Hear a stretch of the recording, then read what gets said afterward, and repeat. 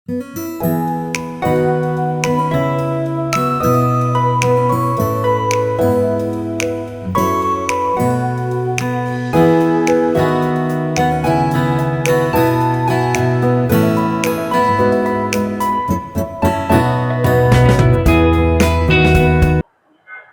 To Pavan statistics YouTube channel. So APPSC ASO 2026 notification గురించి నేను ఈ వీడియో చేస్తున్నాను. సో రీసెంట్గా ఉగాది రోజున మనకి ఆంధ్రప్రదేశ్ ప్రభుత్వం వాళ్ళు జాబ్ క్యాలెండర్ 10,060 పోస్టులతో ఒక జాబ్ క్యాలెండర్ రిలీజ్ చేయడం జరిగింది. సో వాటిలో ఏ పోస్టులు ఉంటాయి, ఏ తేదీలన మనం నోటిఫికేషన్స్ ఇవ్వబోతున్నాము, అలాగే ఏ పేజ్లో ఎన్ని నోటిఫికేషన్లు వస్తాయి, ఇవన్నీ కూడా డాక్యుమెంట్స్ మనకి బయట రకరకాల ఛానల్స్లో మనం చూడడం జరిగింది. సో జాబ్ క్యాలెండర్ అనేది అఫీషియల్గా ఆంధ్రప్రదేశ్లో రిలీజ్ చేయడం జరిగింది ఉగాది రోజున. సో ఈ జాబ్ క్యాలెండర్లో మనందరికీ తెలిసిన విషయం ఏంటంటే అసిస్టెంట్ స్టాటిస్టికల్ ఆఫీసర్స్ యొక్క నోటిఫికేషన్, వాటి యొక్క సంబంధించిన వేకెన్సీస్ ఎన్ని ఉన్నాయి, అలాగే అసిస్టెంట్ డైరెక్టర్ ఈ 2 పోస్టులు ప్లానింగ్ డిపార్ట్మెంట్లో ఆగస్టు 15న నోటిఫికేషన్ ఇవ్వబోతున్నాము అని చెప్పి జాబ్ క్యాలెండర్లో పేర్కొనడం అనేది జరిగింది. సో ఆ జాబ్ క్యాలెండర్ ప్రకారం చూసుకుంటే 251 పోస్టులు మనకి అసిస్టెంట్ స్టాటిస్టికల్ ఆఫీసర్స్ ఖాళీలుకి సంబంధించిన నోటిఫికేషన్ మనకి ఆగస్టు 15న ఇవ్వడం జరుగుతుంది. సో ఈ నోటిఫికేషన్కి సంబంధించి పేపర్ 1 అండ్ పేపర్ 2 ఏ విధంగా ఉంటుంది, అలాగే క్వాలిఫికేషన్ ఏంటి, సిలబస్ ఏ విధంగా ఉంటుంది, ఏ బుక్స్ ప్రిపేర్ అవ్వాలి, ఓకేనా, ఈ మొత్తం కంప్లీటెడ్గా ఈ ప్రిపరేషన్ స్ట్రాటజీ అంతా కూడా మీరు ఉద్యోగం సంపాదించడానికి ఉపయోగపడే విధంగా ఉంటుంది. సో ఇప్పుడు నేను కంప్లీటెడ్గా మీకు క్వాలిఫికేషన్ ఏమి ఇస్తారు, అలాగే సిలబస్ ఎలా ఉంటుంది, ఎలా ప్రిపేర్ అవ్వాలి, ఏ బుక్స్ మీరు రిఫరెన్స్గా తీసుకోవాలి, మొత్తం టోటల్గా ఒక గైడెన్స్ మీకు ఇవ్వడం జరుగుతుంది, ఒక ప్రిపరేషన్ స్ట్రాటజీ, ఓకేనా. సో ఆగస్టు 15న మనకి నోటిఫికేషన్ రిలీజ్ అయితే మనకి ఎగ్జామినేషన్ ఎప్పుడు ఉంటుంది, అలాగే ఎగ్జామినేషన్లో ప్రిలిమ్స్ ఉంటుందా, మెయిన్స్ ఉంటుందా, ఇవన్నీ కూడా మనం ఈ పర్టికులర్ వీడియోలో మనం డిస్కస్ చేద్దాం. Okay, so first of all నేను క్వాలిఫికేషన్ గురించి ఒకసారి చూడండి. ఇది 2025 అంటే 2024లో మనకి నోటిఫికేషన్ పడింది. ఒక 5 పోస్టులు మిగిలిపోతే క్యారీ ఫార్వర్డ్ పోస్టుల కింద 2025లో మనకి 24లో మనకి నోటిఫికేషన్ ఇవ్వడం జరిగింది. సో ఆ నోటిఫికేషన్లో ఇచ్చిన ఎడ్యుకేషనల్ క్వాలిఫికేషన్ ప్రకారం చూసుకుంటే కనుక ఇక్కడ ఏమి ఇచ్చారంటే కనుక bachelor degree with statistics as one of the main subject అని ఇచ్చారు. Bachelor degree one of the subject అని ఇచ్చారు. అలాగే bachelor degree with mathematics with statistics as one of the paper in 1 year or 2 years or all the 3 years అని కూడా ఇచ్చారు. అలాగే bachelor degree with economics అని ఇచ్చారు, with statistics as a paper in 1 year or 2 years or 3 years also.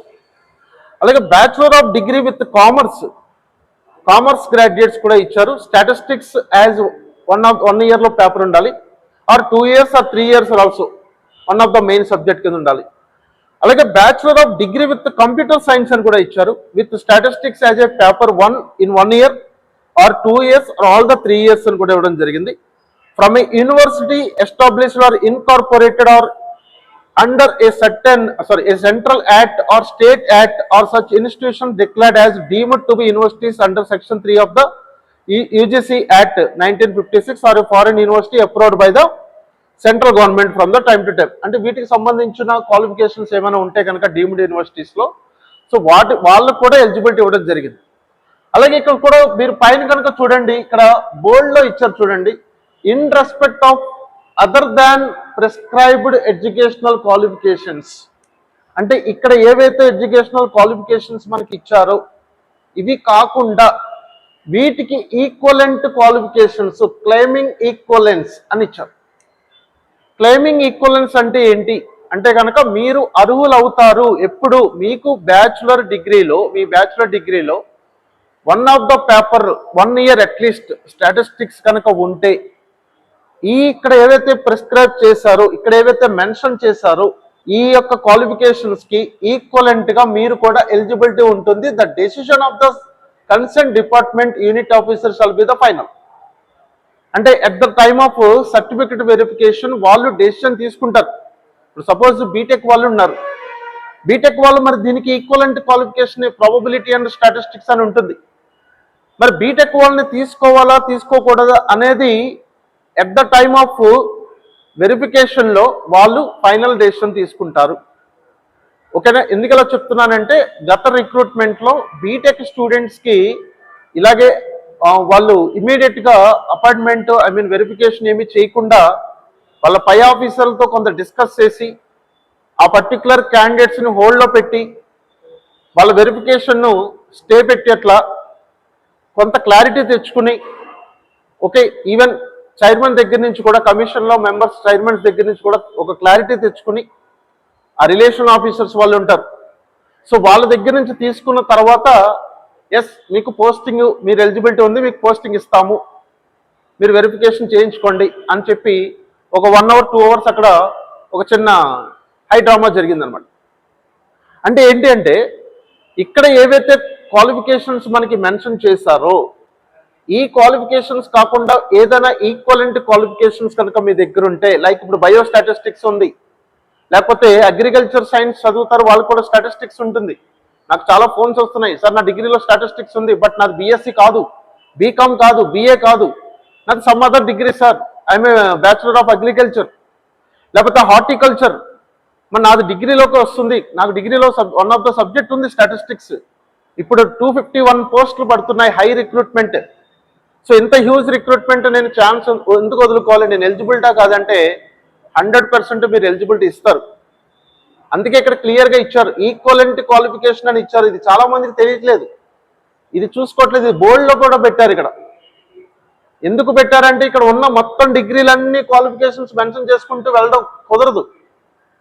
జనరల్గా statistics ASO లాంటి పోస్టులకి ఎవరెవరు ఎలిజిబిలిటీ ఉంటారు, యూనివర్సిటీలో జనరల్గా ఉండే క్వాలిఫికేషన్స్ ఏంటి అనేది ఒక 4-5 ఇక్కడ పెట్టారు అంతే. మిగిలినవి మీకు డిగ్రీలో కనుక స్టాటిస్టిక్స్ ఉంటే ఖచ్చితంగా మీరు ఏఎస్ఓకి అప్లై చేసుకోవచ్చు. ఓకేనా? అది బీటెక్ అయినా సరే, సమ్ అదర్ ఎన్ని డిగ్రీ అయినా సరే.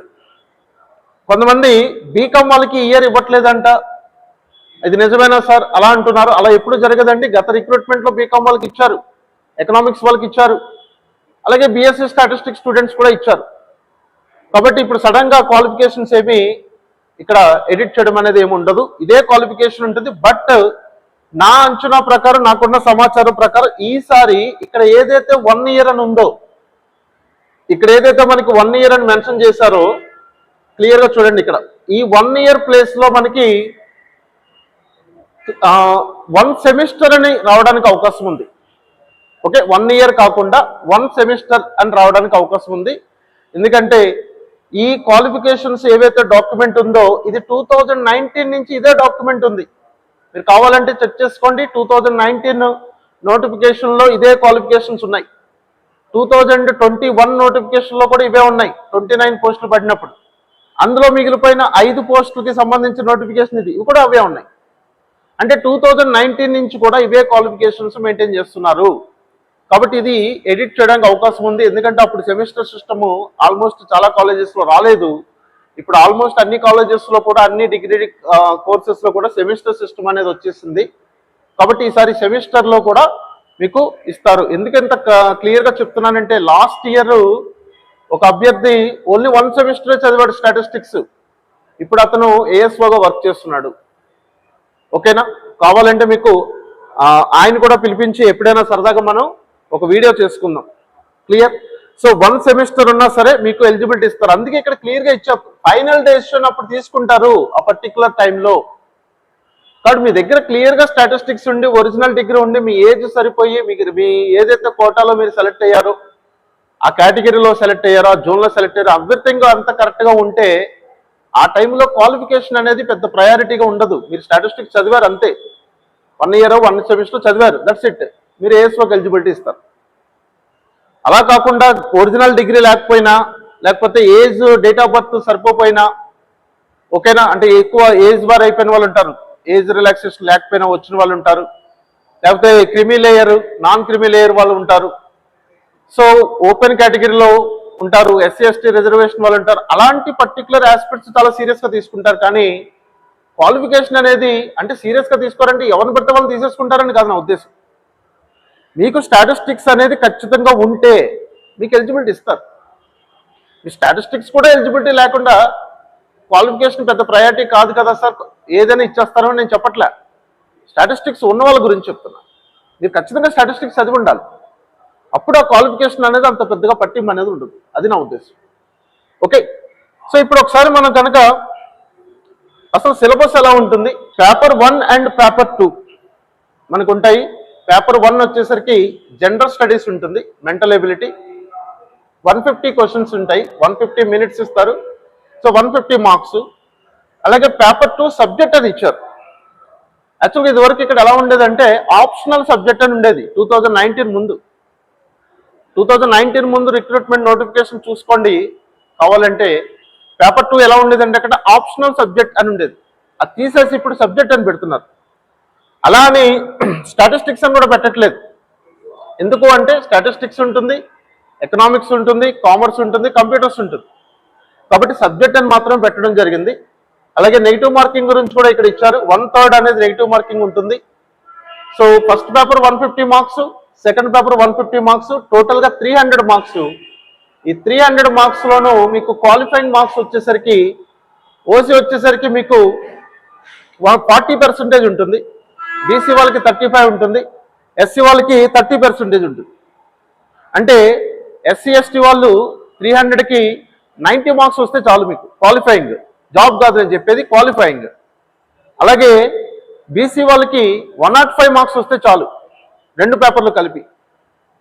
ఓసీ వాళ్ళు క్వాలిఫై అవ్వాలంటే 120 మార్క్స్ రావాలి. క్వాలిఫై అయిన తర్వాత మెరిట్ బట్టి జాబ్ ఇవ్వడం అనేది జరుగుతుంది.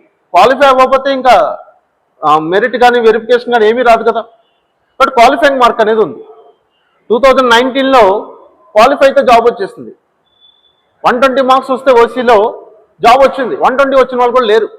ఆ రోజు ఆ ఎగ్జామ్ పేపర్ బట్టి 120 మార్క్స్ రావడం అనేది చాలా గగనం అయిపోయింది అప్పుడు.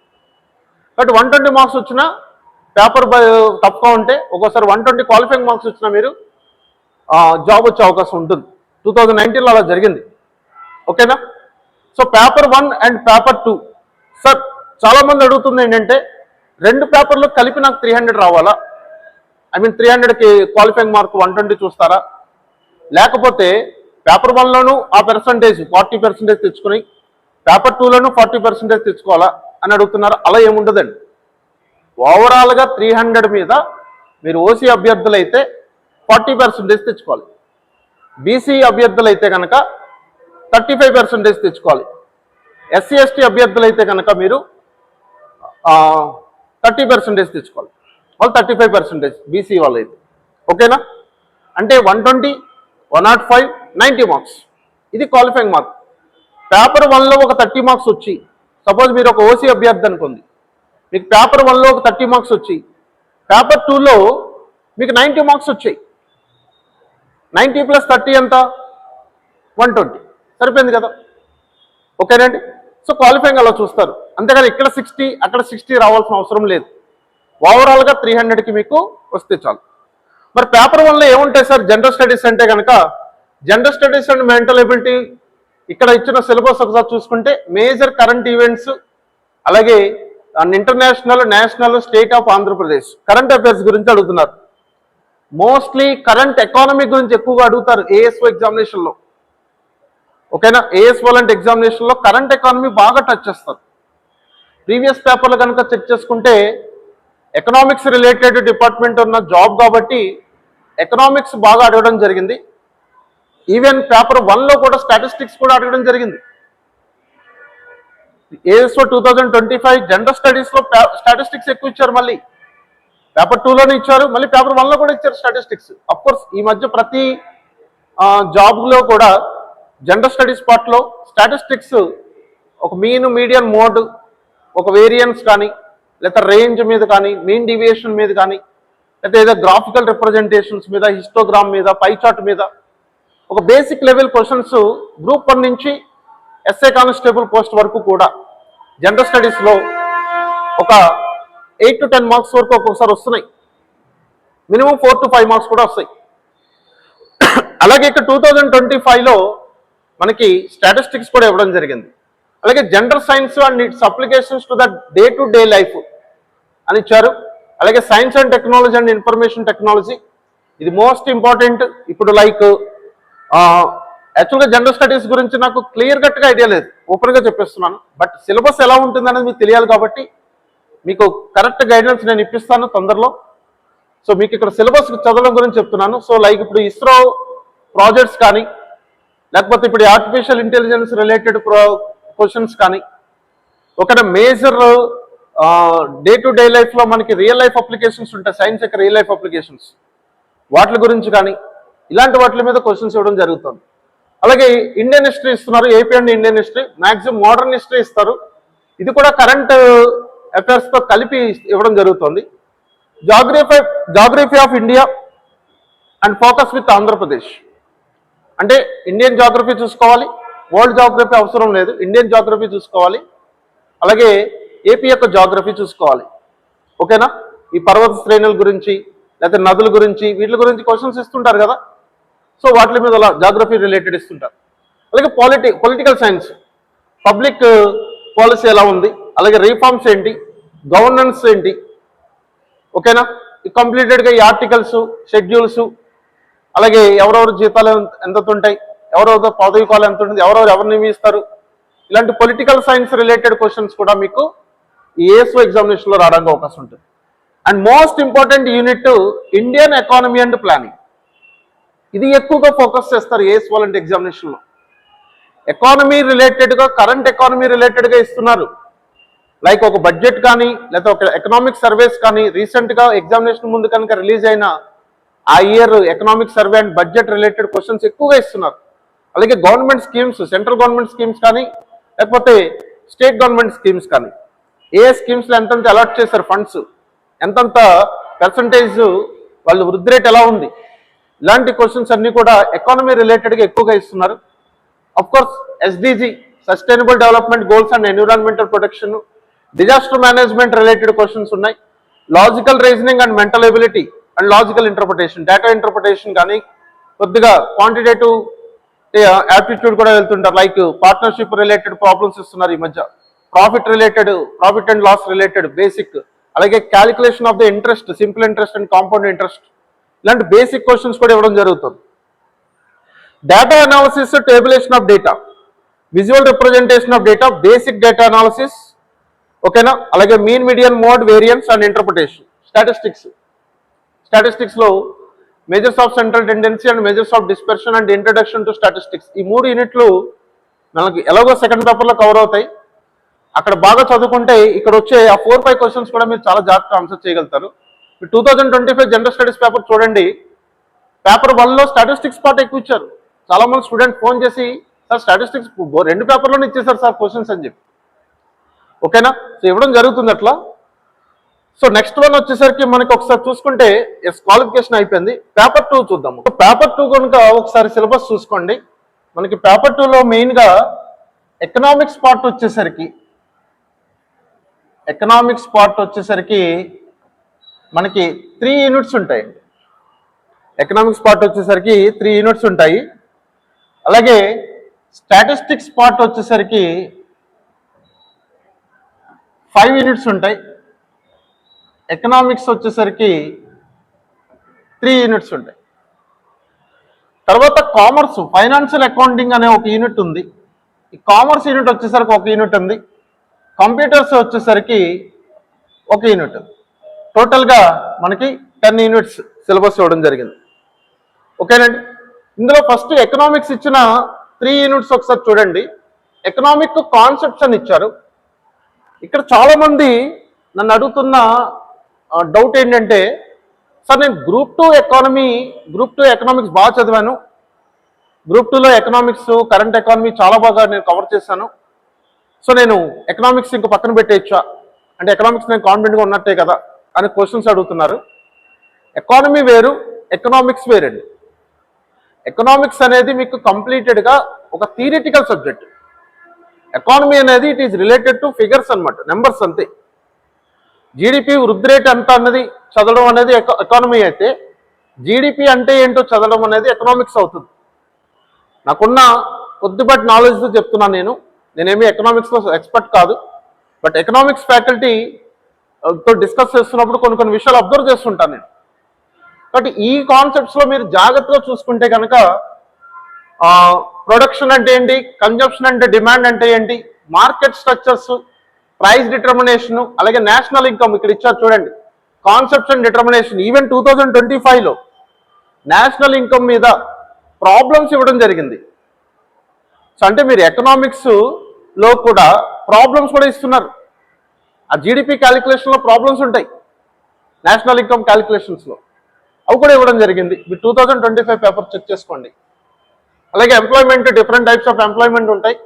Consumption and savings and investment, rate of interest and profit, money banking, money supply, money velocity, banks and credit creation, banks and portfolio management, central bank and central over supply of money, determination of price levels, inflation, మళ్ళీ ఇన్ఫ్లేషన్లో types ఉంటాయి.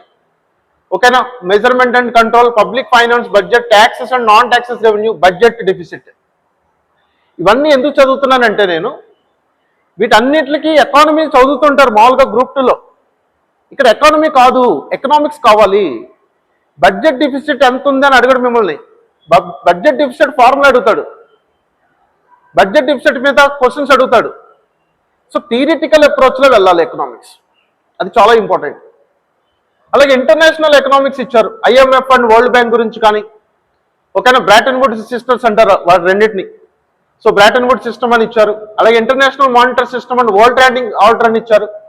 అలాగే most important trade and aid non economic factors, ఇవన్నీ కూడా మనకి unit 2లో ఇవ్వడం జరిగింది. ఇంటర్నేషనల్ ఎకనామిక్స్ చాలా వరకు నాకు తెలిసిన నాలెడ్జ్లో చెప్తున్నాను, ఈ పర్టికులర్ యూనిట్ చాలా మందికి దొరకట్లేదు.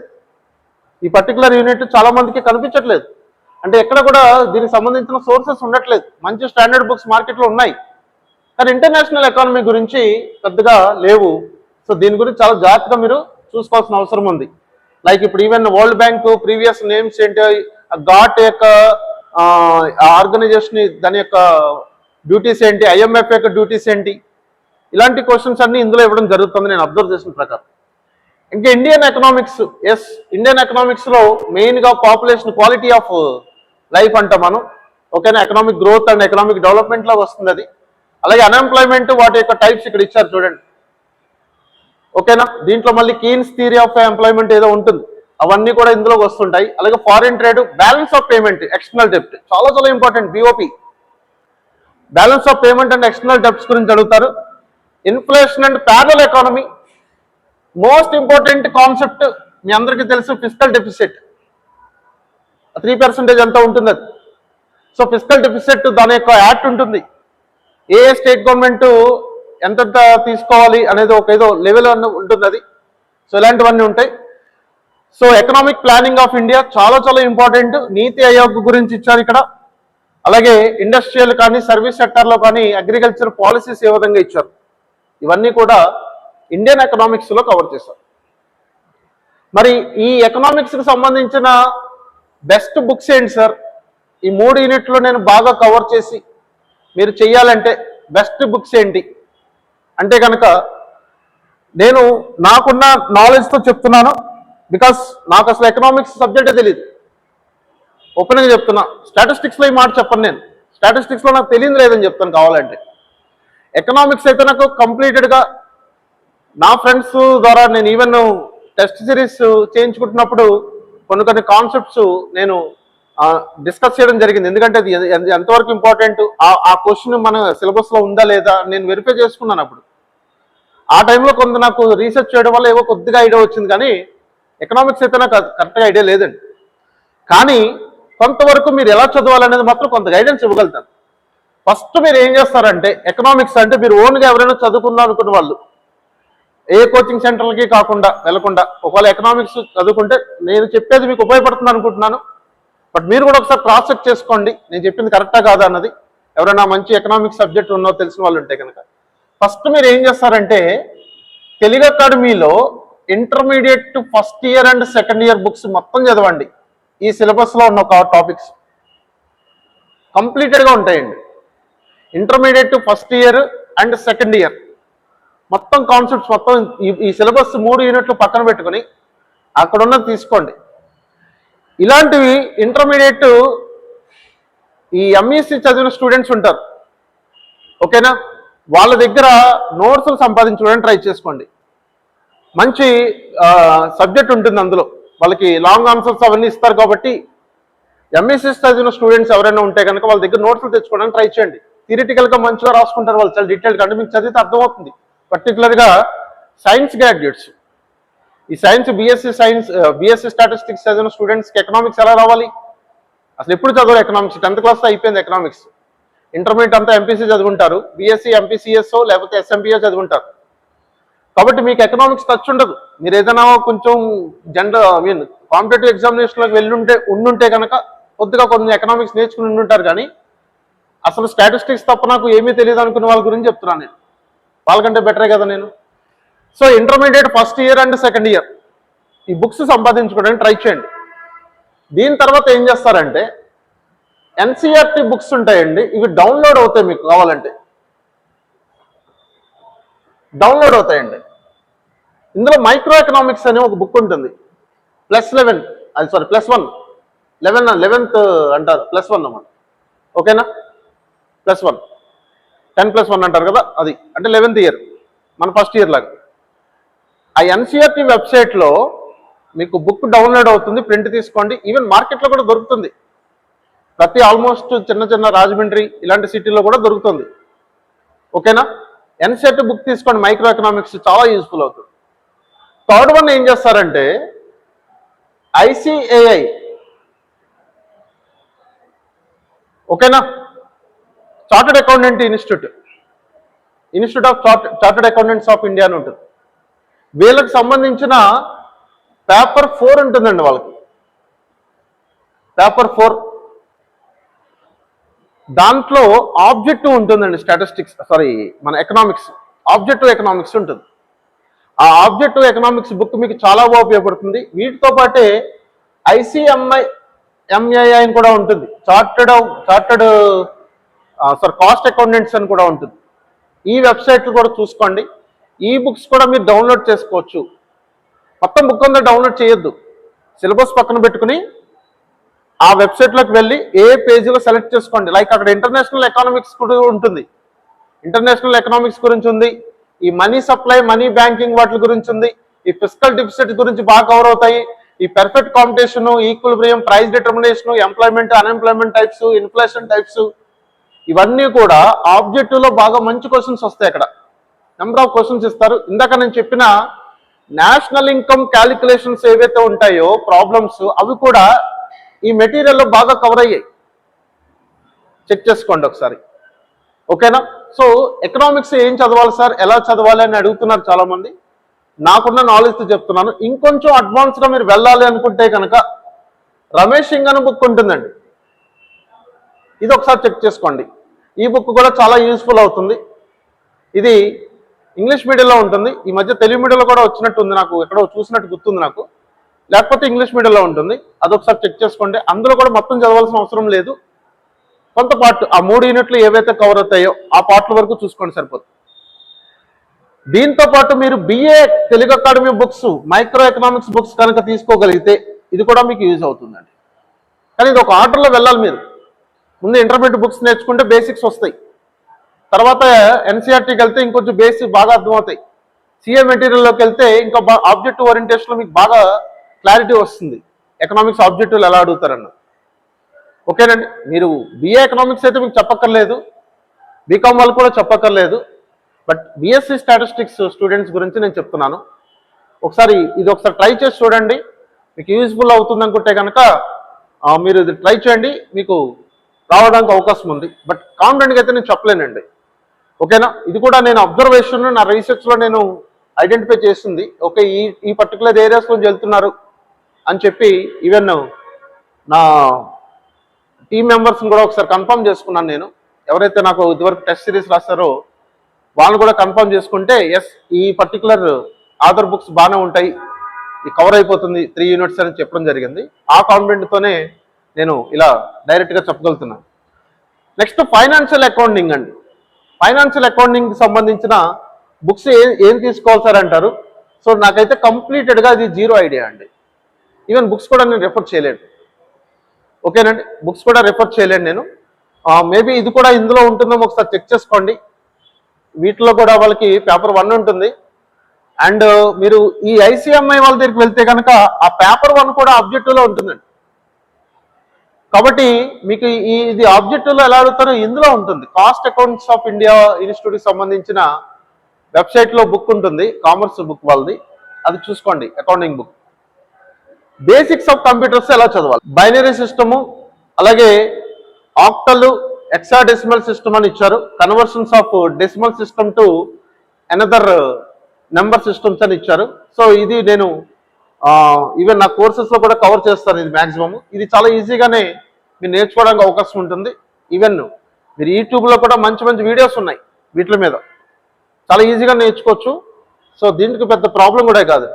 అలాగే ఈ బైట్స్, బిట్స్, వర్డ్స్ ఇవి ఉన్నాయి కదా, memory related, like 1 GB is equal to ఎంత MB, లేకపోతే ఎంత KB, ఇలాంటి క్వశ్చన్స్. హైయెస్ట్ మెమరీ ఉన్నదాన్ని ఏమంటారు, లేకపోతే మెమరీస్ ఇచ్చి వాటికి సంబంధించిన ఆ డివైజెస్ ఇచ్చి ఆర్డర్ మ్యాచింగ్ చేయమంటారు, లేకపోతే అసెండింగ్ ఆర్డర్లో సైజెస్ ఇంక్రీజ్ చేసుకుంటూ డివైజెస్ ఏంటి, డిసెండింగ్ ఆర్డర్లో సైజెస్ డిక్రీజ్ చేసుకుంటూ డివైజెస్ ఏంటి, ఇలాంటి క్వశ్చన్స్ మన కాంపిటేటివ్ ఎగ్జామినేషన్లో బేసిక్స్ ఆఫ్ కంప్యూటర్స్లో కనిపిస్తుంటాయి. అలాగే లాజికల్ ఆపరేషన్స్, ఇది చాలా చాలా ఇంపార్టెంట్ అండి. లాజికల్ ఆపరేషన్స్ మనకి ఈవెన్ లాజిక్ గేట్స్ కూడా వెళ్తున్నారు ఇందులో. And operator, or operator, nand operator, nor operator, కొన్ని లాజిక్ గేట్స్ రిలేటెడ్ ఉన్నాయి. ఆపరేషన్స్ మీద చూసుకోవాలి. అల్గారిథం ఫ్లో చార్ట్, ఈ ఫ్లో చార్ట్ లో సింబల్స్ ఉంటాయి. ఆ ఫ్లో చార్ట్ లో ఒక్కొక్క సింబల్ ఒక్కొక్క దానికి రిప్రజెంటేషన్ చేస్తుంటుంది. లైక్ రాంబస్ ఒకదానికి, సర్కిల్ ఒకదానికి, ప్యారలోపియడ్ ఒకదానికి, ఇలా ఫ్లో చార్ట్ లో మనకి డిఫరెంట్ సింబల్స్ అనేవి ఉంటుంటాయి. వాటి మీద వెళ్తుంటారు. అలా అల్గారిథం ఎలా రాస్తారు, అల్గారిథం రూల్స్ ఏంటి, వాటి మీద కూడా క్వశ్చన్స్ ఇస్తారు మీకు. అలాగే స్ప్రెడ్ షీట్ అని ఇచ్చారండి, చాలా చాలా ఇంపార్టెంట్. మీరు ఏఎస్ఓ అయిపోయిన తర్వాత దీని మీద ఎక్కువగా వర్క్ చేయాల్సి వస్తుంది. స్ప్రెడ్ షీట్ అంటే నథింగ్ బట్ వర్కింగ్ షీట్ అంటారు, లేదా మనకి మైక్రోసాఫ్ట్ ఎక్సెల్ అండి. అంటే కొద్దిగా డిఫరెన్స్ ఉంటుంది. ఎక్సెల్ అండ్ కమాండ్స్, ఫంక్షన్స్ అన్ని ఆల్మోస్ట్ సేమ్ ఉంటాయి. దీని మీద మీరు ఎక్కువగా ఫోకస్ చేయండి. ఎక్కువ క్వశ్చన్స్ ఇస్తున్నారు దీంట్లో. ఎందుకంటే రేపు పొద్దున్న ఏఎస్ఓ జాయిన్ అయిన తర్వాత మీరు కొన్ని ఎంట్రీ చేయాల్సి ఉంటాయి, డేటా ఎంట్రీ. ఆ డేటా ఎంట్రీ చేసేటప్పుడు ఆ ఎక్సెల్ సిస్టము, స్ప్రెడ్ షీట్ మీద ఎక్కువ చేయాల్సి ఉంటుంది. కాబట్టి వర్డ్లో కానీ ఎక్సెల్లో కానీ మీరు ఏమి చేయక్కర్లేదండి. మీరు మైక్రోసాఫ్ట్ ఆఫీస్ ఓపెన్ చేసి ఒక బ్లాంక్ డాక్యుమెంట్ పెట్టి అక్కడ ఉన్న ఆపరేషన్స్ అన్ని మొత్తం ఒకదాని ఒకటి టచ్ చేసుకుంటే వెళ్ళండి, ఏదో అవుతుంది. మా అయితే ఏమైపోతుంది, ఏం కాదు కదా. సో మీ కంప్యూటర్లో ఫైల్స్ ఏమి ఎగిరిపోవు కదా. ఒక వర్డ్ డాక్యుమెంట్ ఓపెన్ చేయండి, ఒక ఎక్సెల్ ఓపెన్ చేయండి, కమాండ్స్ నేర్చుకోండి, షార్ట్ కట్స్ నేర్చుకోండి. యాడ్ చేయాలంటే ఎలాగా, కొత్త డాక్యుమెంట్ ఓపెన్ చేయాలంటే ఎలాగా, కమాండ్ ఏంటి, షార్ట్ కట్ ఏంటి, లేకపోతే సేవ్ చేయాలంటే షార్ట్ కట్ ఏంటి, అన్నీ ఒకేసారి సెలెక్ట్ చేయాలంటే షార్ట్ కట్ ఏంటి, ఎక్సెల్లో కొత్త షీట్ ఓపెన్ చేయాలంటే షార్ట్ కట్ ఏంటి, ఇలాంటి క్వశ్చన్స్ ఇస్తున్నారు. ఓకేనా, అవి బాగా నేర్చుకోవాల్సిన అవసరం ఉంది. ఇక్కడ ఇచ్చేటువంటి basics of spread, manipulation of cells, formulas and functions, చాలా చాలా ఇంపార్టెంట్ అండి. ఈ కమాండ్స్ మీద ఇస్తారు క్వశ్చన్స్. అక్కడ మనకి ఫార్ములా, ఫంక్షన్స్ ఉంటాయి. ఆ కమాండ్స్ మనం నేర్చుకోగలగాలి. మీరు ఈవెన్ గూగుల్లో కొట్టినా సరే స్ప్రెడ్ షీట్ కమాండ్స్ అని కొడితే ఒక డాక్యుమెంట్ వచ్చేస్తుంది. అది PDF తీసుకుని ప్రింట్ తీసుకోండి, ఆ కమాండ్స్ నేర్చుకోండి. డైరెక్ట్గా ఫార్ములా ఎలా చేయాలి, ఈవెన్ అందులో యాడ్ చేయడానికి ఒక కమాండ్, సబ్ట్రాక్ట్ చేయడానికి ఒక కమాండ్, స్టాండర్డ్ డీవియేషన్ కట్టడానికి కూడా ఉంటుంది, కొరిలేషన్ కోఎఫిషియంట్ ఫైండ్ అవుట్ చేయడానికి కూడా ఉంటుంది. ఈ మధ్య కాలంలో డిగ్రీ స్టాటిస్టిక్స్ చదివిన స్టూడెంట్స్కి బాగా తెలుస్తాయి ఇవి. వాళ్ళ ప్రాక్టికల్స్లో ఎక్కువగా ఇవి నేర్పిస్తున్నారు. ఓకేనా. అలాగే ప్రింటింగ్ చూడండి, మొత్తం ఈ లైన్స్ అన్ని కూడా స్ప్రెడ్ షీట్ మీద ఇచ్చారు. అంటే బేసిక్స్ ఆఫ్ కంప్యూటర్స్ నేను ఏం చదువుకోవాలి సార్, నేను ఏ బుక్ చదువుకోవాలి అంటే నా ఐడియా ప్రకారం దీనికి ఒక సెపరేట్ బుక్ అంటే ఏమి ఉండదు. మీరు నన్ను అడిగితే ఆన్లైన్లో మీరు గూగుల్లో ఎక్కువగా స్పెండ్ చేసి ఈ స్ప్రెడ్ షీట్ మీద కమాండ్స్ కానీ, ఫంక్షన్స్ కానీ, ఫార్ములా ఎలా క్రియేట్ చేసుకోవాలి, షార్ట్ కట్ కీస్ ఎలా గుర్తుపెట్టుకోవాలి, అలాగే మెమరీ యొక్క ఫంక్షన్స్ ఎలా ఉంటాయి, ఈ మెమరీ రిలేటెడ్ క్వశ్చన్స్ ఎలా ఇస్తున్నారు, ఫ్లో చార్ట్ అండ్ అల్గారిథం ఎలా ఇస్తున్నారు, వీటన్నిటితో పాటు నెంబర్ సిస్టమ్ కన్వర్షన్స్ ఇవి చూసుకుంటే మీకు కంప్యూటర్స్ కవర్ అయిపోతాయి. ఒక 15 క్వశ్చన్స్ వచ్చారనుకోండి కంప్యూటర్స్ యూనిట్లోంచి, మీకు ఈజీగా మీరు ఈ విధంగా ప్రిపేర్ అయితే ఒక 10 క్వశ్చన్స్ వరకు రాయగలుగుతారు. ఓకేనండి, రైట్. ఇంకా నెక్స్ట్ వచ్చేసరికి మనకి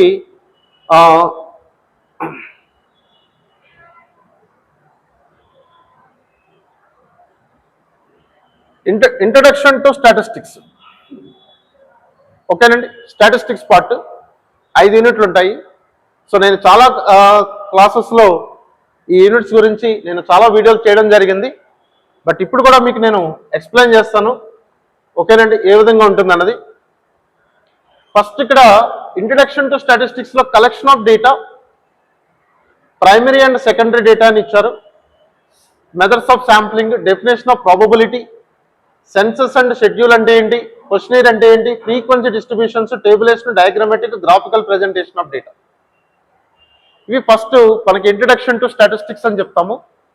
ఇక్కడ ఇచ్చిన టాపిక్స్ కాకుండా మీరు చాలా కాన్సెప్ట్స్ ప్రిపేర్ అవ్వాలి.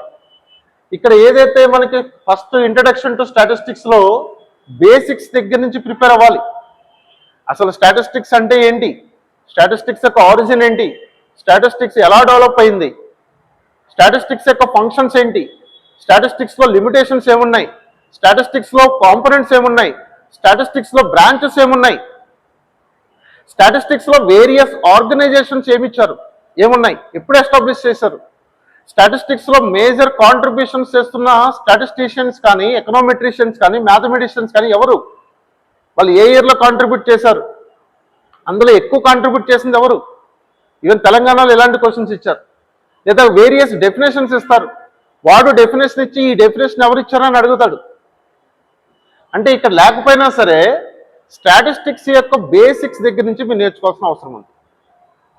చాలా చాలా ఇంపార్టెంట్. అలాగే primary data and secondary data, primary data sources ఏంటి, సెకండరీ డేటా ఎగ్జాంపుల్స్ ఏంటి. అఫ్కోర్స్ ఒకసారి అది ప్రైమరీ డేటాకి ఎగ్జాంపుల్ అయిందంటే అది సెకండరీ డేటాకి సోర్స్ అవుతుంది. ఓకేనా. అలాగే ప్రైమరీ డేటా మనం కలెక్ట్ చేయడానికి డిఫరెంట్ మెథడ్స్ ఏమున్నాయి, డైరెక్ట్ ఇంటర్వ్యూ మెథడ్ కానీ, telephonic interview method, mail questionnaire method కానీ, అబ్జర్వేషన్ మెథడ్ కానీ, ఇండైరెక్ట్ మెథడ్లో కానీ, షెడ్యూల్ మెథడ్ కానీ, ఇవన్నీ కూడా ఇందులో చూసుకోవాల్సిన అవసరం ఉంది. ఇక్కడ డెఫినేషన్ ఆఫ్ ప్రాబబిలిటీ అని ఇచ్చారు. ప్రాబబిలిటీ శాంప్లింగ్ మీరు ఇక్కడ తీసుకుంటే కనుక ఇది రెండు చాప్టర్ల కింద మీరు చదువుకోవాల్సిన అవసరం ఉంది. ఓకేనా. అంటే ఇక్కడ ఇచ్చిన డెఫినేషన్ ఆఫ్ ప్రాబబిలిటీ అండ్ ఇక్కడ ఇచ్చిన శాంప్లింగ్ అంటే ఏంటంటే మీరు ఈ 5 యూనిట్లు ఇక్కడ చూడండి, 6, 7, 8, 9, 10 5 యూనిట్లు ఉన్నాయి. సార్ 5 యూనిట్లే కదా స్టాటిస్టిక్స్ అని అనుకుంటున్నారు. మీరు ఈ 5 యూనిట్లని కరెక్ట్గా కవర్ చేసుకుంటే 12 యూనిట్లు అవుతాయండి ఇవి. 150 మార్క్స్లో స్టాటిస్టిక్స్ మీకు మ్యాక్సిమం 75 మార్క్స్ వస్తాయి. సారీ, మినిమం మ్యాక్సిమం 80 మార్క్స్ వస్తాయి. 75 మార్క్స్ నుంచి 80 మార్క్స్ వరకు మీకు స్టాటిస్టిక్స్లో వస్తాయి. మరి ఈ 75 మార్క్స్లో మీకు ఒక 60+ కనుక తెచ్చుకోవాలి అనుకుంటే ఈ 5 యూనిట్లు చదువుకుంటే మాత్రం సరిపోదు. ఇక్కడ ఇచ్చిన ప్రాబబిలిటీ అనే వర్డ్ ఉంది, ప్రాబబిలిటీ చదువుకుని వెళ్ళాల్సిందే. Sampling random and non random అని కూడా క్లియర్గా ఇచ్చారు. సో ర్యాండమ్ శాంప్లింగ్ మెథడ్స్ చూసుకోండి, నాన్ ర్యాండమ్ శాంప్లింగ్ మెథడ్స్ చూసుకోవాల్సిందే. ఏదంటే ఇదే ఇస్తారు. ఓకేనా. అలాగే ఇక్కడ చూడండి, ఇక్కడ నార్మల్ డిస్ట్రిబ్యూషన్ అని ఇచ్చారు. ఈ యూనిట్లో నార్మల్ డిస్ట్రిబ్యూషన్ అంటే జనరల్గా ఏ యూనిట్లో ఇచ్చారు, ఇది మెజర్స్ ఆఫ్ డిస్పర్షన్లో స్క్యూనెస్ దగ్గర ఇచ్చారు. స్క్యూనెస్ దగ్గర నార్మల్ డిస్ట్రిబ్యూషన్ అంటే mean equal to median equal to mode normal distribution అవుతుంది. లేకపోతే క్వార్టైల్స్ ఈక్వి డిస్టెంట్ ఉంటే మీడియన్ నుంచి నార్మల్ డిస్ట్రిబ్యూషన్ అవుతుంది. లేదా నార్మల్ ఫ్రీక్వెన్సీ కర్వ్ కనుక బెల్ షేప్లో ఉంటే నార్మల్ డిస్ట్రిబ్యూషన్ అవుతుంది. ఇక్కడ వరకే చదువుతాం స్క్యూనెస్లో. కానీ ఈ నార్మల్ డిస్ట్రిబ్యూషన్ అనే వర్డ్ తీసుకుని నార్మల్ డిస్ట్రిబ్యూషన్లో ఏరియా ప్రాపర్టీ రిలేటెడ్ మీద ప్రాబ్లమ్స్ కూడా ఇస్తాడు మీకు. ఎలాగో నార్మల్ డిస్ట్రిబ్యూషన్ ఇచ్చాం కాబట్టి, నార్మల్ డిస్ట్రిబ్యూషన్ ఎలాగో లిమిటింగ్ కేస్ ఆఫ్ బైనామియలే కాబట్టి బైనామియల్ డిస్ట్రిబ్యూషన్ కూడా ఇస్తాడు. మరి బైనామియల్ డిస్ట్రిబ్యూషన్ ఒకటే కాదుగా, పాయిజన్ డిస్ట్రిబ్యూషన్ కూడా బైనామియల్ డిస్ట్రిబ్యూషన్ యొక్క లిమిటింగ్ కేసే కదా. పాపం పాయిజన్ ఏం చేసింది, సో పాయిజన్ డిస్ట్రిబ్యూషన్ కూడా ఇస్తాడు. అంటే ఒక నార్మల్ డిస్ట్రిబ్యూషన్ అని మీకు సిలబస్లో పెట్టినందుకు, యాక్చువల్గా ఇక్కడ నార్మల్ డిస్ట్రిబ్యూషన్ ఎందుకు పెట్టుంటాడో సిలబస్లో తయారు చేసిన ఆయన, ఎలాగో స్క్యూనెస్ కాన్సెప్ట్ వచ్చింది కదా. స్క్యూనెస్ ఆపోజిటే కదా నార్మల్ డిస్ట్రిబ్యూషన్ అంటే. స్క్యూడ్ డిస్ట్రిబ్యూషన్, సిమెట్రికల్ డిస్ట్రిబ్యూషన్ అంటాం. ఆ సిమెట్రికల్ డిస్ట్రిబ్యూషన్ అంటేనే నార్మల్ డిస్ట్రిబ్యూషన్. అక్కడ వరకే ఆలోచించాడు ఆయన. కానీ ఎగ్జామినర్ సెట్ చేసేటప్పుడు ఎక్కువ మంది ఫిల్టర్ చేయాలంటే నార్మల్ డిస్ట్రిబ్యూషన్ మీద డెప్త్గా వెళ్తాను, ఏరియా ప్రాపర్టీస్ ప్రాబ్లమ్స్ ఇస్తాను, ఇదంతా 2019లో జరిగిందండి. ఇట్లా అదృష్టవశాత్తు 2022-25లో వెళ్ళలేదు. కానీ ఏమో ఇప్పుడు ఇన్ని పోస్టులు ఇస్తున్నారు కాబట్టి నెంబర్ ఆఫ్ అప్లికేషన్స్ ఎక్కువ ఉంటాయి కాబట్టి 2019 డిజాస్టర్ కనుక మళ్ళీ రిపీట్ అయితే దానికి కూడా మీరు రెడీగా ఉండాలి. నేను ఇక్కడ ఇచ్చిన 5 యూనిట్లు mean median mode standard deviation ఇవన్నీ చదువుకుని వెళ్ళిపోతాను sir, correlation coefficient find out చేసి వెళ్ళిపోతానంటే అది స్టాటిస్టిక్స్ కాదు. ఏఎస్ఓ స్టాటిస్టిక్స్ కాదు. అది మీకు మార్కులు వస్తాయి, జాబ్ రాదు. జాబ్ రావాలంటే రేస్లో ఉండాలి. రేస్లో ఉండాలంటే అడ్వాన్స్గా చదువుకుని వెళ్ళాలి. చాలా చాలా ఇంపార్టెంట్. సెంట్రల్ టెండెన్సీ అని ఇచ్చారు. Meaning, objective, characteristics of measures of central tendency, types of averages, arithmetic mean, geometric mean, harmonic mean, median, mode, quartile, decile, percentiles, properties and applications. 2019లో ఏం జరిగింది అంటే కనుక ర్యాండమ్ వేరియబుల్స్ అనే టాపిక్ మీద జనరల్గా మనం ఏ వేరియబుల్స్కి క్యాలిక్యులేట్ చేస్తామంటే జనరల్ వేరియబుల్, ఒక హైట్ యొక్క మీను, లేకపోతే వెయిట్ యొక్క మీను, లేకపోతే శాలరీస్ అదొక general variable, average salary find out చేస్తాం. లేకపోతే స్పీడ్ అదొక variable, average speed find out చేస్తాం హార్మోనిక్ మీన్ యూజ్ చేసి. ఇవన్నీ జనరల్ వేరియబుల్. ర్యాండమ్ వేరియబుల్స్ కూడా ఈ measures of central tendency 4 moments అంటారు. 4 మూమెంట్స్ ఫైండ్ అవుట్ చేయొచ్చు. సెంట్రల్ టెండెన్సీ, డిస్పర్షన్, అలాగే skewness and kurtosis. 4 moments find out చేయొచ్చు ర్యాండమ్ వేరియబుల్స్కి. అంటే ఇక్కడ ఫ్రీక్వెన్సీ డిస్ట్రిబ్యూషన్స్కి మనం ఫైండ్ అవుట్ చేస్తాము. ర్యాండమ్ వేరియబుల్స్లో ప్రాబబిలిటీ డిస్ట్రిబ్యూషన్స్కి ఫైండ్ అవుట్ చేస్తాం. సో డిస్క్రీట్ ప్రాబబిలిటీ డిస్ట్రిబ్యూషన్స్కి ఏఎం ఎలా కట్టాలి, that is expectation of X అంటాం. అలాగే కంటిన్యూస్ ప్రాబబిలిటీ డిస్ట్రిబ్యూషన్కి ఏఎం ఎలా కడతాం. Continuous probability distribution probability density function అంటారు. ఆ ప్రాబబిలిటీ డెన్సిటీ ఫంక్షన్ ఇచ్చినప్పుడు ఈ క్వార్టైల్స్ ఎలా ఫైండ్ అవుట్ చేస్తాం, డిసైల్స్ ఎలా ఫైండ్ అవుట్ చేస్తాం, పర్సంటైల్స్ ఎలా ఫైండ్ అవుట్ చేస్తాం, ఇవి కూడా నేర్చుకుని వెళ్ళాలి. చెప్పలేమండి. ఎగ్జామినేషన్ పేపర్ చూసే వరకు కూడా ఇది రాదు, ఇది వస్తుంది అని మీరు ఎప్పుడూ డిసైడ్ చేయొద్దు. అలా చేసుకుని ప్రిపేర్ అవ్వద్దు. మీరు ఎక్కడ ప్రిపేర్ అయినా పర్వాలేదు. మీకు మంచి సజెషన్ నేను ఏమిస్తున్నానంటే స్టాటిస్టిక్స్లో సిలబస్ పరంగా కాంప్రమైజ్ అవ్వద్దు. అంటే ఈ సిలబస్ చదువుకుని వెళ్ళిపోతానని మాత్రం అనుకోద్దు. దీనికి అడ్వాన్స్డ్గా చదవాలి. 2019లో అదే జరిగింది. చాలామంది పేపర్లు చూసి షాక్ అయిపోయారు. ఏంటి ఇవన్నీ కాన్సెప్ట్స్ ఎక్కడున్నాయి సిలబస్లో అని చెప్పి. ఓకేనా, ఎక్స్ప్లెనేషన్స్ అడిగితే మీకు అబ్జెక్షన్స్ పెట్టినప్పుడు నేను కొన్ని పెట్టానండి 2019లో. నేను పెట్టిన దానికి నార్మల్ డిస్ట్రిబ్యూషన్ అందుకే గుర్తుంది నాకు. ఆ నార్మల్ డిస్ట్రిబ్యూషన్ లేదు కదా మనకి, ఏరియా ప్రాపర్టీ రిలేటెడ్ ప్రాబ్లం ఎలా వస్తుంది సిలబస్లో కంటే మీరు సిలబస్ సరిగ్గా చూడలేదన్నాడు. చెక్ చేసుకోండి, నార్మల్ డిస్ట్రిబ్యూషన్ ఉందని చెప్పాడు. సరే సార్ నార్మల్ డిస్ట్రిబ్యూషన్ ఇచ్చారు, ఐ థింక్ పాయిజన్ మీద కూడా ఏదో ప్రాబ్లం ఇచ్చారు, అది ఎందుకు ఇచ్చారు సార్ అంటే లిమిటింగ్ చేస్తారు అన్నాడు. ఇలా ఉంటుంది ఎక్స్ప్లెనేషన్. ఓకేనండి. కాబట్టి ఈవే మెజర్స్, ఈవెన్ స్క్యూనెస్ మెజర్స్ కానీ, డిస్పర్షన్ మెజర్స్ కానీ, ర్యాండమ్ వేరియబుల్స్ కూడా మీరు చూసుకుని వెళ్ళాలి. ర్యాండమ్ వేరియబుల్స్కి చూసుకుని వెళ్ళాలి. ఇలాంటివి టాపిక్స్ బీఎస్సీ స్టాటిస్టిక్స్ చదివిన స్టూడెంట్స్కి కొంచెం పర్వాలేదు, కానీ బీకామ్ అభ్యర్థులకి కొంచెం ఛాలెంజింగ్గా ఉంటాయి. ఛాలెంజింగ్గా ఉన్నా సరే మీరు ప్రిపేర్ అయ్యడం మంచిది, సేఫ్ జోన్లో ఉంటారు. ఆ టైప్ క్వశ్చన్స్ రాలేదనుకోండి ప్రాబ్లం లేదు. ఓకేనండి, దాని గురించి కూడా నేను మాట్లాడతాను. Measures of dispersion and skewness. ఈ మెజర్స్ ఆఫ్ డిస్పర్షన్లో మనకి లైక్ రేంజ్ కానీ, QD, quartile deviation, mean deviation, standard deviation, coefficient of variation, అలాగే వేరియన్స్, అలాగే skewness and Karl Pearson and Bowley's coefficient of skewness, quartile coefficient of skewness అంటారు. Kurtosis concept, leptokurtic, mesokurtic, platykurtic types of kurtosis ఏంటి, వాటి conditions ఏంటి, beta 1, gamma 1 conditions ఏంటి, ఎలా find out చేస్తాము, moments ఇచ్చినప్పుడు ఎలా ఫైండ్ అవుట్ చేయాలి, రా మూమెంట్స్ ఇచ్చినప్పుడు ఎలా ఫైండ్ అవుట్ చేయాలి, సెంట్రల్ మూమెంట్స్ ఇచ్చినప్పుడు ఎలా ఫైండ్ అవుట్ చేయాలి, రా మూమెంట్స్కి సెంట్రల్ మూమెంట్స్కి రిలేషన్ ఏంటి, ఇవన్నీ చూసుకోవాలి. మెజర్స్ ఆఫ్ డిస్పర్షన్ కూడా మనం ఎలా డిఫరెంట్ టైప్స్ ఆఫ్ డేటాకి ఎలా ఫైండ్ అవుట్ చేస్తాము, ఇండివిజువల్ కానీ, డిస్క్రీట్ కానీ, కంటిన్యూస్ ఎలా చేస్తాం, properties, origin and scale, equation models చూసుకోవాలి, కోఎఫిషియంట్ ఆఫ్ వేరియన్స్, కన్సిస్టెన్సీ ఎలా స్టడీ చేస్తాము, ఇవన్నీ కూడా కాన్సెప్ట్ చూసుకోవాల్సిన అవసరం ఉంది. మెరిట్స్ అండ్ డిమెరిట్స్, ఈ 2 చాప్టర్లు మీరు యాక్చువల్గా మెజర్స్ ఆఫ్ సెంట్రల్ టెండెన్సీ ఒక చాప్టర్ అయితే మెజర్స్ ఆఫ్ డిస్పర్షన్ ఇంకొక చాప్టర్. థర్డ్ చాప్టర్ మీరు ఎలా డివైడ్ చేసుకోవాలంటే మూమెంట్స్, స్క్యూనెస్ అండ్ కర్టోసిస్ అని డివైడ్ చేసుకోవాలి. అంటే ఇక్కడ వచ్చిన 2 యూనిట్లో మనకున్న యూనిట్స్ ఏంటంటే 3 యూనిట్లు ఉన్నాయి. అవి 3, ఇవన్నీ 4, శాంప్లింగ్ 5, ప్రాబబిలిటీ 6. మరి ఎన్ని యూనిట్లు వచ్చాయి ఇక్కడ? 3 యూనిట్లు వచ్చాయి. కానీ ఈ 3 యూనిట్లకి మీరు కరెక్ట్గా ప్రిపేర్ అవ్వాల్సిన ఎన్ని యూనిట్లు అంటే 6 యూనిట్లు.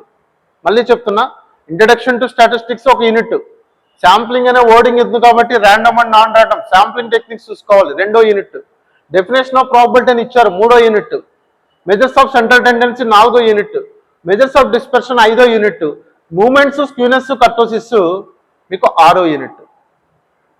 ఓకేనండి. సో నన్ను చాలా మంది అడుగుతున్నారు, సార్ 5 యూనిట్లకి మీరు కోర్స్ ఫీజు చాలా ఎక్కువ పెట్టారు సార్, 5 కదా యూనిట్లు అని. కానీ నా కోర్సు డిస్క్రిప్షన్ అలా ఉండదండి. నేను ఇప్పుడు ఎలా అయితే చెప్తున్నానో ప్లాన్, ప్రిపరేషన్, స్ట్రాటజీ, అదేవిధంగా కోర్స్ అనేది ఉంటుంది. ఓకేనండి. సో కాబట్టి 6 యూనిట్స్ అయ్యి ఇక్కడికి వచ్చి ఇక్కడ చూడండి, మెజర్స్ ఆఫ్ రిలేషన్ అని ఉంది, కొరిలేషన్ మీనింగ్, యూజెస్ అని ఇచ్చారు, టైప్స్ ఆఫ్ కొరిలేషన్ అని ఇచ్చారు, positive, negative, logical, illogical correlation, partial correlation, ఓకేనా, మల్టిపుల్ కొరిలేషన్ అన్ని చూసుకోవాలి. అలాగే కార్ల్ పియర్సన్ కొరిలేషన్ కోఎఫిషియంట్, ఎలా వేరియస్ మెథడ్స్ ఉంటే దాంట్లో మళ్ళీ యూజింగ్ కోవేరియన్స్ కానీ, లేకపోతే డీవియేషన్ ఫ్రమ్ మీన్ కానీ, నో డీవియేషన్ మెథడ్ కానీ, deviation from assumed method, correction of correlation coefficient, probable error find out చేయాలి, ఇచ్చారు probable error, non determination, coefficient of alienation, ఇవన్నీ చూసుకున్న వాళ్ళు. వీటన్నిటితో పాటు Spearman rank correlation coefficient, Spearman rank correlation coefficient లో మళ్ళీ రిపీటెడ్ ర్యాంక్స్ చూసుకోవాలి, నో రిపిటేషన్ ఆఫ్ ర్యాంక్స్ చూసుకోవాలి, అలాగే వేరియస్ కండిషన్స్ చూసుకోవాలి, ఆర్ ఎప్పుడు సిగ్నిఫికెంట్ అవుతుంది, ఎప్పుడు ఇన్సిగ్నిఫికెంట్ అవుతుంది చెక్ చేసుకోవాలి. వీటన్నింటితో పాటు standard error of correlation coefficient కూడా చూసేసుకోవాలి, ఇచ్చేసాడు ఆల్రెడీ ఏపీలో. సార్ స్టాండర్డ్ ఎర్రర్ ఇక్కడ ఉంది సార్, ఎక్కడ లేదు కదా స్టాండర్డ్ ఎర్రర్ ఇందులో అంటే, ఎందుకు లేదు సార్, శాంప్లింగ్ ఉంది, ఇక్కడ కొరిలేషన్ ఉంది.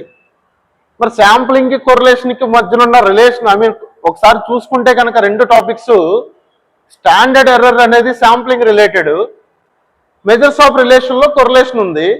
కాబట్టి what is the test statistic for standard error of correlation coefficient అని అడిగాడు, tea test statistic.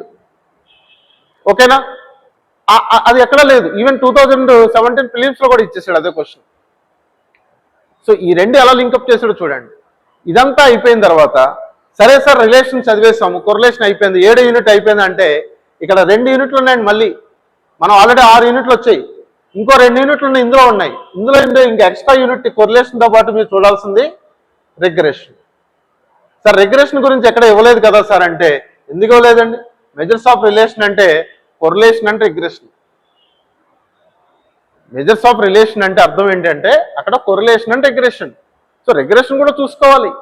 Correlation coefficient అని ఇచ్చాడుగా, సో రెగ్రెషన్ ఈక్వేషన్స్ ఇస్తే కొరిలేషన్ కోఎఫిషియంట్ ఎలా ఫైండ్ అవుట్ చేస్తావో చూసుకోవాలి.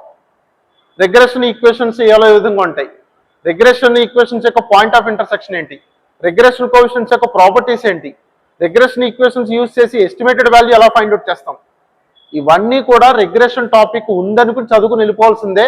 లాస్ట్ టైం 2 క్వశ్చన్స్ వచ్చాయి, ఈవెన్ 25లో కూడా 2 క్వశ్చన్స్ వచ్చాయి రెగ్రెషన్ మీద. అంటే ఇక్కడ మీకు ఉన్న చాప్టర్లు కొరిలేషన్ ఒకటే కాదు, కొరిలేషన్ ఉంది, రెగ్రెషన్ ఉంది. ఎన్ని యూనిట్లు అయ్యాయండి? 8 యూనిట్లు అయ్యాయి. కానీ ఉన్నవన్నీ 4. ఇప్పుడు ఇక్కడికి రండి, index numbers and time series అని ఇచ్చాడు. Index numbers and time series ఈ 2 చాప్టర్లు మీరు 2 యూనిట్ల కింద తీసుకోవాలి.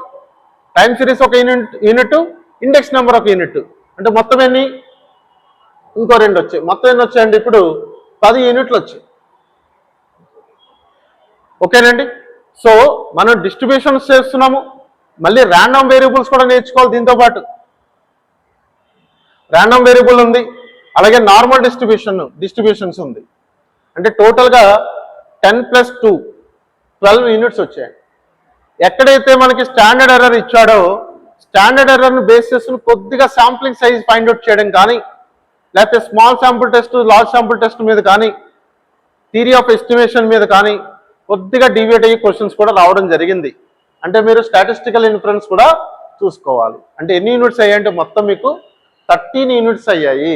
13 యూనిట్స్ లోపల ఇన్ఫరెన్స్ చాయిస్లో తీసుకున్న ఏపీ వాళ్ళు, తెలంగాణ వాళ్ళు చాయిస్ తీసుకోవడం లేదండి, కంపల్సరీగా ఇన్ఫరెన్స్ చదవాలి. వీళ్ళు కనీసం 12 యూనిట్స్ మాత్రం కంపల్సరీగా చూడాలి. ఇక్కడ ఉన్న 5 యూనిట్లలో 10 యూనిట్లు వస్తాయి, ఒక్కొక్క దాంట్లో 2 యూనిట్లు ఉన్నాయి. ఎక్స్ట్రాగా ర్యాండమ్ వేరియబుల్ ఉంటుంది, థియరిటికల్ డిస్ట్రిబ్యూషన్స్ ఉంటుంది. మొత్తం మీకు 10 యూనిట్లు ఉంటుంది, 12 యూనిట్లు వస్తాయి. 12 యూనిట్లు చదువుకుని వెళ్తేనే మీకు సేఫ్ జోన్లో ఉంటారు. అంటే పేపర్ 2019లో మళ్ళీ రిపీట్ అయినా మీరు చేయగలుగుతారు. ఇది ఒకటి. మరి ఈ ర్యాండమ్ వేరియబుల్స్ని యూజ్ చేసి మనం మళ్ళీ ఈ measures of central tendency, first order moments కానీ ఈ సెకండ్ ఆర్డర్ మూమెంట్స్ కానీ ఫైండ్ అవుట్ చేయాలంటే మీకు డెరివేటివ్స్ అండ్ ఇంటిగ్రేషన్స్ మీద నాలెడ్జ్ ఉండాలి. అట్లీస్ట్ బేసిక్స్ తెలియాలి. డెరివేటివ్స్ అంటే ఏంటి, ఇంటిగ్రేషన్స్ అంటే ఏంటో తెలియాలి. అంటే ఈ 12 యూనిట్స్ కాకుండా మ్యాథమెటిక్స్లో మీరు మళ్ళీ డెరివేటివ్ అండ్ ఇంటిగ్రేషన్స్ కూడా నేర్చుకోవాలి. బీకామ్ స్టూడెంట్స్ పర్టికులర్గా, బీఎస్సీ వాళ్ళు అక్కర్లేదు, వాళ్ళకి ఆల్రెడీ తెలుస్తాయి. అలా అని మొత్తం కంప్లీటెడ్గా మీరు ఏం డిఫరెన్షియల్ ఈక్వేషన్స్, డెఫినెట్ ఇంటిగ్రేషన్ ఏమి నేర్చుకోవాల్సిన అవసరం లేదు. కానీ డెఫినెట్ ఇంటిగ్రేషన్ కూడా బేసిక్స్ వరకు నేర్చుకుని వెళ్ళడం చాలా చాలా ఉత్తమము. ఇంత పెద్ద రిక్రూట్మెంట్ జరుగుతున్నప్పుడు ఎక్కడ కూడా సిలబస్లో కాంప్రమైజ్ అవ్వద్దు. చాలా చాలా ఇంపార్టెంట్. కాంప్రమైజ్ అయితే మీరు వన్ ఆఫ్ ద యాస్పిరెంట్ కింద ఉంటారు. కాంప్రమైజ్ అవ్వకుండా కష్టపడితే రేపొద్దున్న సెలెక్టెడ్ లిస్ట్లో మీరు కూడా ఉంటారు. ఇది చాలా చాలా ఇంపార్టెంట్. సిలబస్ కాంప్రమైజ్ అవ్వద్దు. ఎక్కడ కూడా మీరు మళ్ళీ లిమిట్ చేసుకుంటూ చదువుకోవద్దు. మీరు ఎక్కడైనా తీసుకోండి, ఎక్కడైనా కోచింగ్ అవ్వండి, ఏ బుక్ అయినా చదవండి. ఇది మాత్రం గుర్తుపెట్టుకోండి, మీకున్నవి 5 యూనిట్లు కాదు 12 యూనిట్లు అనే విషయం గుర్తుపెట్టుకోండి. వాళ్ళు మీరు అడిగినా సరే చాలా క్లియర్గా ఎక్స్ప్లెనేషన్ ఇచ్చేస్తారు. సిలబస్ అనేది రెఫరెన్స్, సిలబస్లో వర్డింగ్ ఉంది కాబట్టి దాని మీద నేను అడుగుతాను, ప్రాబిలిటీ లేదు ఎక్కడ. మరి ప్రాబిలిటీ క్వశ్చన్స్ ఎలా ఇస్తున్నారు? ఇదిగో ఇక్కడ ఉంది డెఫినేషన్ ఆఫ్ ప్రాబిలిటీ. అంతే, ప్రాబిలిటీ కవర్ అయిపోవాల్సిందే. బేస్ థియరీ వరకు చదువుకోవాల్సింది వెళ్ళిపోవాల్సిందే. ఇది చాలా చాలా ఇంపార్టెంట్ స్ట్రాటజీ. అయితే 2025 పేపర్ చూసుకుంటే కొంచెం డిఫరెంట్గా ఉందని చెప్పాలి. అంటే నేను చెప్పినట్టుగా ఇంత డెప్త్లో వెళ్ళలేదు, ఇవే సిలబస్ ఫాలో అయ్యారు. కానీ అక్కడ ఇచ్చిన పెద్ద ప్రాబ్లం ఏంటంటే క్యాలిక్యులేటర్ అనేది అలౌ చేయలేదు.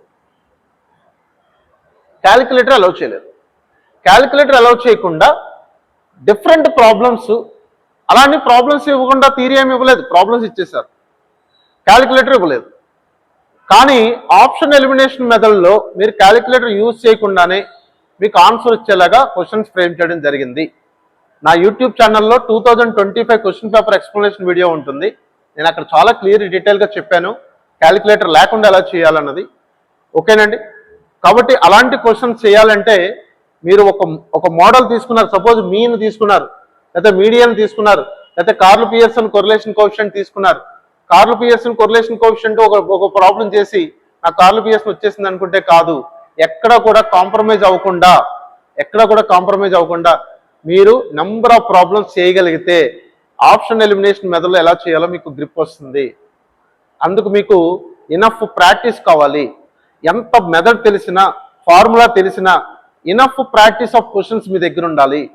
నెంబర్ ఆఫ్ ప్రాక్టీస్, అదే క్వశ్చన్, అదే ప్రొసీజర్ ఉంటుంది, అదే ఫార్ములా ఉంటుంది. కానీ క్యాలిక్యులేషన్, ఇప్పుడు ఇండెక్స్ నెంబర్స్ ఉంది, ఇండెక్స్ నెంబర్స్ ఎన్ని కన్స్ట్రక్ట్ చేసినా, ఎన్ని టైప్ ఆఫ్ డేటా తీసుకున్నా అదే ఫార్ములా లాస్ట్ ఇయర్స్ నుంచి కెలీస్ వరకు. కానీ ఫాస్ట్గా క్యాలిక్యులేటర్ లేకుండా ఎలా చేయాలి, లాజిక్ ఎలా చేయాలి, డివిజన్స్ అవి ఎలా చేసుకోవాలి, ఇవి మీకు నెంబర్ ఆఫ్ క్వశ్చన్స్ ప్రాక్టీస్ చేసినప్పుడే వస్తుంది. అలా నెంబర్ ఆఫ్ క్వశ్చన్స్ ప్రాక్టీస్ చేయడం వల్ల మీకు ఎక్కడైనా ఫార్ములాలో కానీ కాన్సెప్ట్లో కానీ డౌట్స్ ఉంటే అవి కూడా క్లారిఫికేషన్ వస్తుంది. ఎక్కువ కాలం మీకు ఫార్ములాలు గుర్తుంటాయి. ఓకేనండి. సో ఇది మనకి పేపర్ 2 సిలబస్ వచ్చేసరికి నేను ఎక్కువగా మీకు ఎకనామిక్స్, కామర్స్ మీద నేను పెద్దగా మీకు వాల్యుబుల్ గైడెన్స్ ఇచ్చానో లేదో నాకు తెలియదు. కానీ స్టాటిస్టిక్స్ మాత్రం ఈ విధంగా ప్రిపేర్ అవ్వండి. 12 యూనిట్స్ ఉన్నాయని చెప్తున్నాను అనుకుని ప్రిపేర్ అవ్వండి. ఎందుకైనా మంచిది డెరివేటివ్ అండ్ ఇంటిగ్రేషన్స్ కూడా నేర్చుకుని వెళ్ళండి. ఒకవేళ ఏమైనా 2019 క్వశ్చన్ పేపర్లో వచ్చిందంటే, ఇప్పుడు ఎగ్జామినర్ ఏదైనా ఇచ్చినప్పుడు మేబీ లాస్ట్ 3 రిక్రూట్మెంట్స్ ఏ విధంగా జరిగాయి అని చెప్పి ఆయన వెరిఫై చేశారనుకోండి. ఓకే 2019లో ఏఎస్ఓ పేపర్ ఇలా ఉందా, సరే ఇలాగే ఇద్దాం అనుకున్నాడు అనుకోండి, మనం ఏం చేయలేం. మనం ఇదే ప్రిపేర్ అయ్యి వెళ్తే 2019కి 22 ఎగ్జామ్కి పొందడం లేదు, 22 ఎగ్జామ్కి 25 ఎగ్జామ్కి కొంచెం ఉంది కానీ అసలు పొందడం లేదు. మారిపోతుంది ప్యాటర్న్. కాబట్టి ఇంత పెద్ద హ్యూజ్ రిక్రూట్మెంట్ పడినప్పుడు పేపర్ స్టాండర్డ్ చాలా క్లారిటీగా ఉంటుంది. ఇది గుర్తుపెట్టుకోండి, చాలా ఇంపార్టెంట్ వర్డ్. పేపర్ స్టాండర్డ్గా ఉంటుంది చాలా.